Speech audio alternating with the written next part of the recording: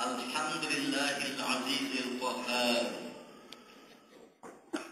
Wassalatu wassalamu ala nabiyil habibil mukhtar wa ala alihi al-athhar wa ashabihi al-akhyar wa man salaka tariqahul manar. Para jamaah rahimakumullah,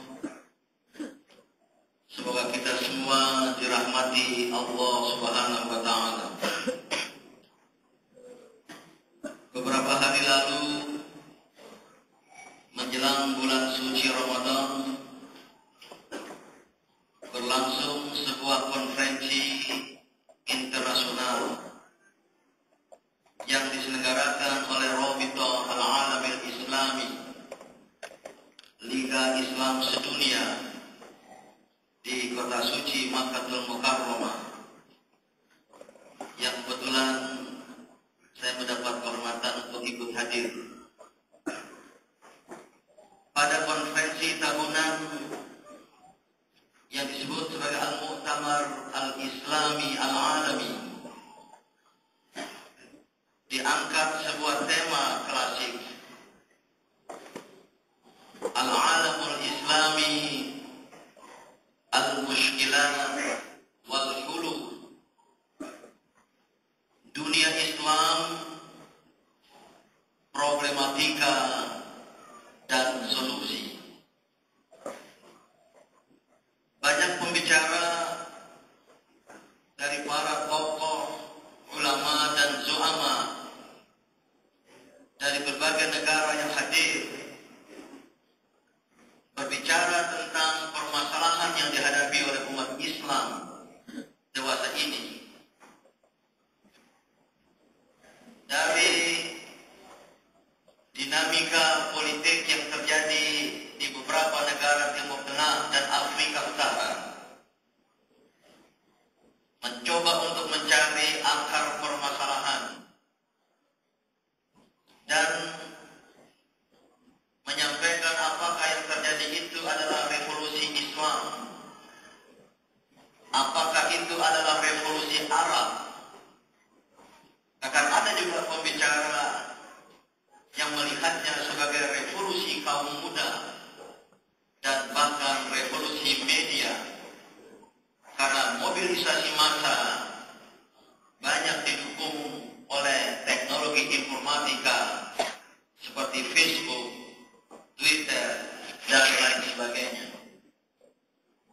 Sambil membicarakan keterkaitan dengan masa depan Islam di negara-negara Timur Tengah dan Afrika Utara tersebut. Banyak juga pembicaraan mengangkat permasalahan umat Islam di negaranya masing-masing, dari fenomena degradensi moral yang melanda khususnya generasi muda, sampai kepada ketertinggalan dan kemunduran umat Islam di banyak negara, khususnya dalam bidang ekonomi dan ilmu pengetahuan serta teknologi. Memang itu semua adalah permasalahan dunia Islam, sebuah dunia yang sesungguhnya sangat besar, yang menurut statistik Rabithah Al-Alamil Islami atau Liga Islam Sedunia itu sendiri, sekarang dunia Islam tidak hanya didukung oleh sekitar 56 negara yang berdaulat, tetapi juga negara-negara lain, termasuk di benua Eropa dan Amerika, yang umat Islam merupakan kelompok yang cukup signifikan. Dunia Islam sekarang diikuti atau terdiri dari sekitar 1,6 miliar muslim, hampir sekitar 25% dari penduduk dunia, dan menjadikan Islam sebagai agama terbesar di dunia.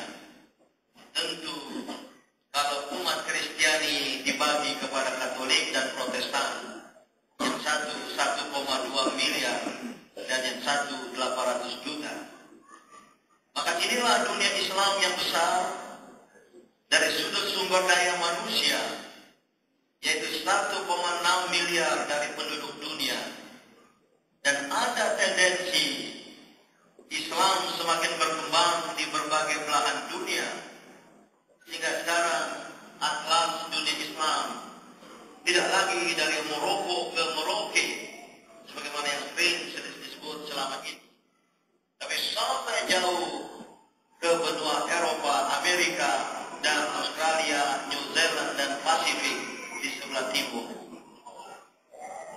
Begitu pula dunia Islam memiliki sumber daya manusia, sumber daya alam, selain sumber daya manusia yang besar tadi itu.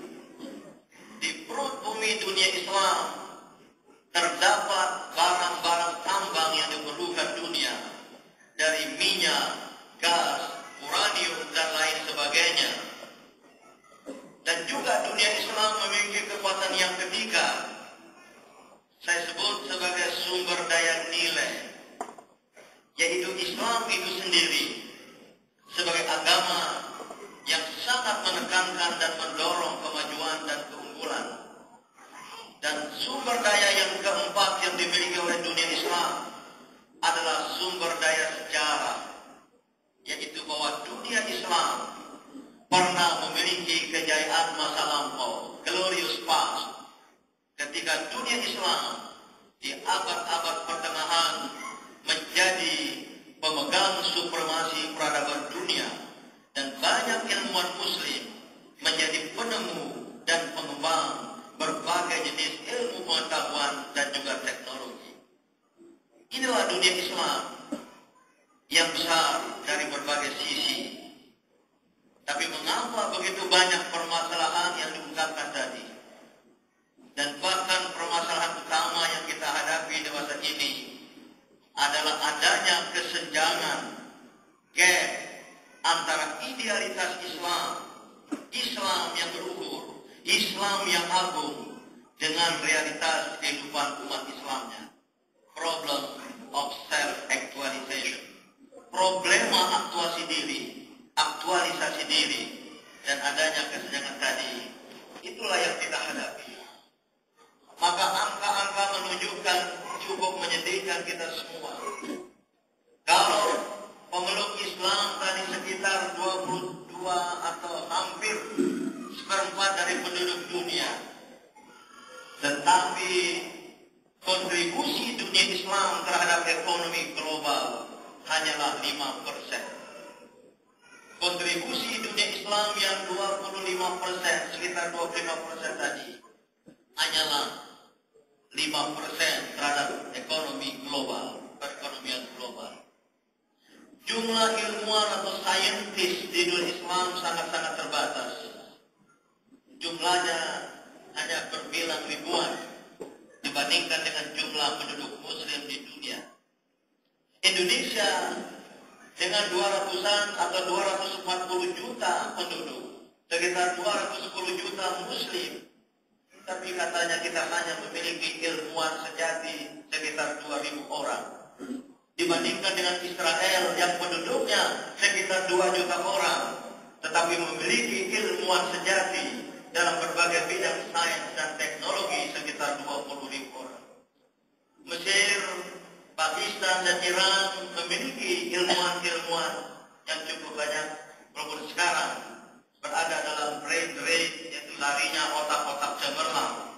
Sebagian mereka sekarang berada di dunia barat, di universitas-universitas Eropa dan Amerika Serikat. Masih banyak lagi yang bisa kita katakan menyangkut permasalahan dunia Islam. Maka ketika kita bicara solusi, atau mungkin sebelumnya berbicara tentang faktor penyebab, jawaban klasiknya adalah karena umat Islam tidak memahami dan tidak mengamalkan Islam.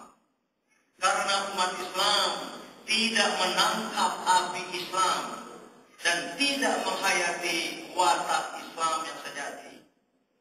Islam dalam berbagai watak kecenderungannya di dalam Al-Quran